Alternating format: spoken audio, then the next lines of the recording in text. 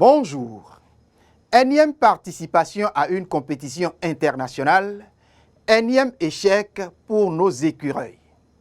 Après leur match nul concédé à Cotonou, les écureuils U17 féminins engagés dans le mondial de leur catégorie ont trébuché samedi au Maroc.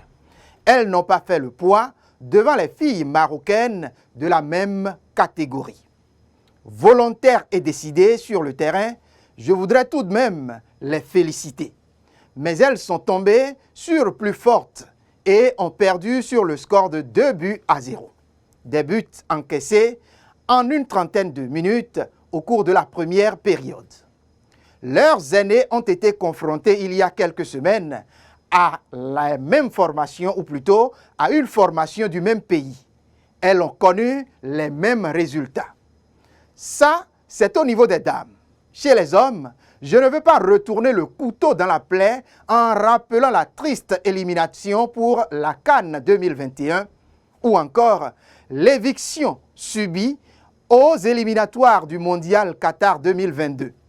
L'expédition togolaise des jeunes béninois qui a tourné presque à la correctionnelle ne saurait édulcorer la pilule de la chronique cyclique et catastrophique de l'histoire footballistique béninoise.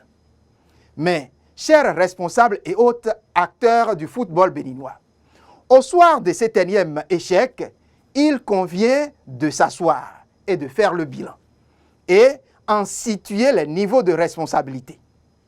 Les nombreuses équipes engagées dans les compétitions internationales, aucune, je dis bien aucune, n'est véritablement sortie de l'auberge. À une période où l'argent du contribuable est devenu vraiment difficile à trouver, il convient qu'il soit utilisé avec minutie, tact, et non pour faire bonne chère pour du beurre, naturellement. Je voudrais dire ici que c'est donc les Marocaines qui poursuivent l'aventure vers l'Inde.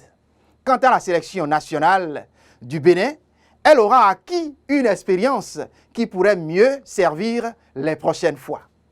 Chers amis, on ne triche donc pas avec la science et on ne triche pas en football. On n'improvise pas pour réussir. Cela passe certainement par un travail stratégique. On finira un jour par le comprendre. En tout cas, c'est mon opinion et je la partage avec vous avant qu'il ne soit trop tard.